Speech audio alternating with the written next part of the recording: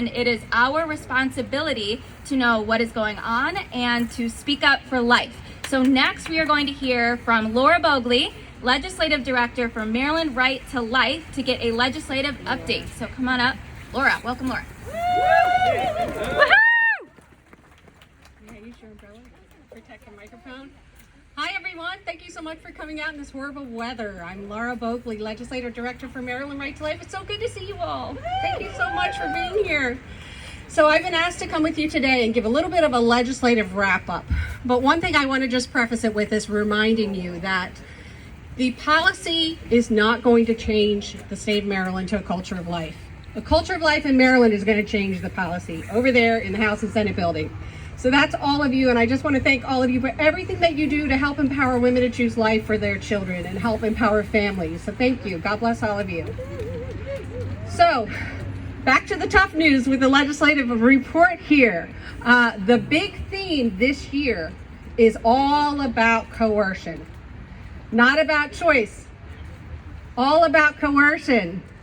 The first thing that they want to do is coerce more women into abortion decisions.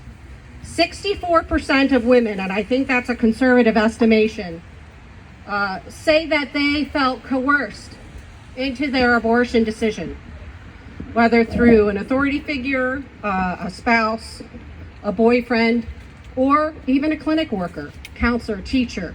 64% of women are not actively choosing abortion. They feel they have no other choice. And that's the problem that we have in Maryland.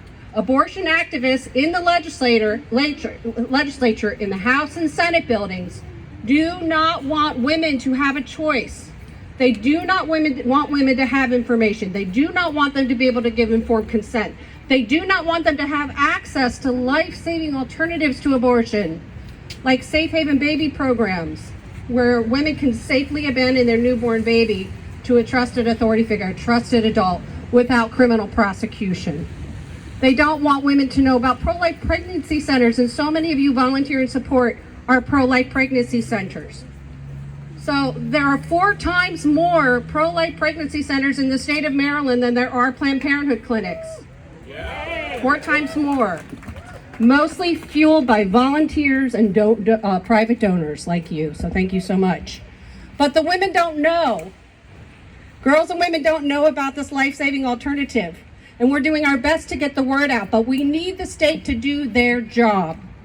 We need the Maryland Department of Health to do their job and give women real choice by giving them information and alternatives to abortion. And we know they don't do that because abortion is so lucrative. Until we can get the abortion blood money out of Maryland politics, we're going to have a hard time changing this, but we're going to do it. We're doing it with your help. So it's all about coercion. They want to coerce women by giving them no other choice. They want to coerce people of faith to participate in abortion and other things against their rights of conscience. Private hospitals, Catholic hospitals, people of faith, individuals, healthcare workers, teachers, others, they want to force you to participate in abortion. And they're busy over there in the House and Senate buildings removing religious exemption provisions in existing state law. And Maryland Right to Life and our pro-life partners that are represented here tonight are fighting back for you and telling you unacceptable, absolutely unacceptable. We will protect rights of conscience. We will protect religious freedoms. We are not going to allow you to cancel God, because the American experiment is based on the idea that all of us are created equal by our Creator. Yeah. And the only way they can undermine that is to cancel our Creator. Right? So we're going to stick together. They want to coerce healthcare providers into participating in abortion.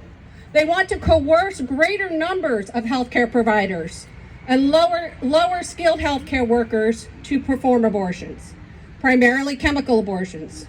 So you all know that chemical abortions now are very prevalent in the abortion industry. Right now they make up about 40% of the pregnancies in the United States. But with the progressive policies that are being pushed in the House and Senate building for abortion, we expect that rate to go up to as much as 75% of abortions. Why does this matter? Chemical abortions are 4 times more dangerous for women than surgical abortions. Now, surgical abortions have never been safe. That's been a lie. And we've seen that as recently as last year when 2 women in Montgomery County were near fatally injured in botched late-term abortions. We've seen other women who have been injured by nurse practitioners performing surgical abortions against Maryland state law. And the Maryland Department of Health is not enforcing the law. They're not protecting the women because it's not about women's health. It's not about women's choices. So now they want lower-level healthcare workers to provide abortions. They're denying women access to quality physician care by having anyone who is willing, anyone that is willing to accept a gratuity to distribute and prescribe and dispense chemical abortion pills. You all need to know this because you all have loved ones that will be targeted. We all know someone that's going to be targeted, especially students in our schools, in our public schools. Our school-based health centers are providing abortion counseling, referral to abortion clinics, and in some case, we've heard reports of providing transportation during the school day to abortion clinics.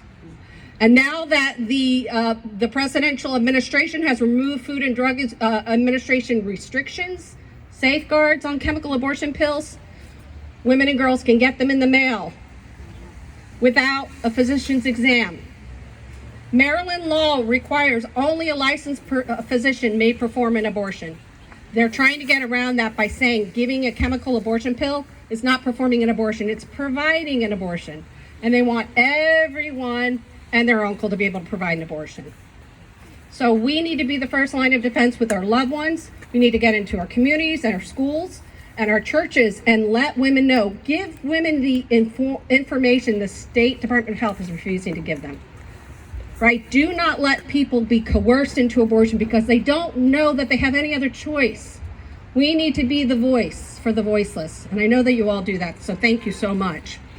So as much as there are bad bills out there getting pushed, we've got another bill coming in, the Pregnant Persons Freedom Act. Pregnant persons, so we all know that only women can be mothers and be pregnant, right? They think that you've forgotten that fact. They want to cancel women. They want to cancel everything feminine, including our power to recreate. And real feminists know that the ability to create human life is one of the greatest strengths that women have. And women do not have to choose between having their children, having their family, having a career, having their education. We don't have to choose. And all of you are out here to say we're willing to help women facing unplanned pregnancies, right? They don't want women to know that you're out here. They don't want them to know that you exist. So we want to hear from you. We want to know what you're doing at Maryland Right to Life. We want to know how we can connect the people that need help with you and you with them.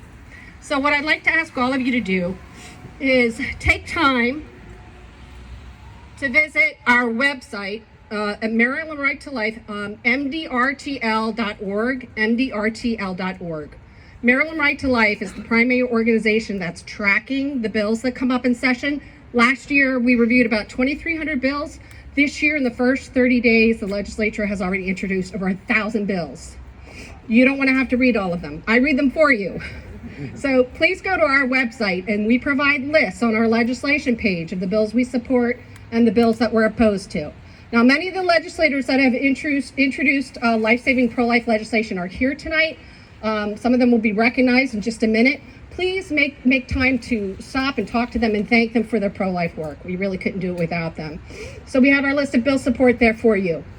Once you see the bills that we are supporting and opposing, we're asking you to actively take a role to reach out to your elected officials and let them know you support this bill and you oppose this bill. And the best way to do that is using our Take Action tab. We've made it really easy for you. It's an automated letter writing campaign. If you put in your name and address, it automatically connects you with your legislators. It also has pre-drafted letters that explain what the bill position is, and you can edit those, you can customize those. And you don't need to worry, it's not coming from Maryland Right to Life, it's coming from you. Our name's not on it, only your name. But please go to the Take Action tab. So go to mdrtl.org. There's a tab there that says Take Action at the top. Please go there. We're going to continue to update that as dangerous bills get introduced. Another one that we're anticipating to come up is the Abortion Care Access Act of 2022.